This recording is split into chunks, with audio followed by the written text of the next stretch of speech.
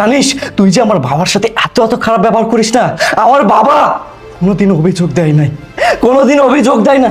এই যে আমার বাবা একটা খারাপ পোশাক পরে আছে, একটা নোংরা পোশাক পরে আছে, আর তুই কিনা রাজলক্ষ্মী হয়ে আছিস। আমার বাসায় আমার বাবা রাজা হয়ে থাকবে, অথচ আমারই বাসায় আমার বাবা দিনের পর দিন অবহেলিত হচ্ছে। ইপ্তি, আমি তোমাকে ভালোবাসি, সারা জীবন আমি তোমাকে ভালোবাসবো, তোমার জন্য আমি কষ্ট পাবো ইপ্তি, বাট আমি কাঁদবো না। কেন কাঁদবো না জানো?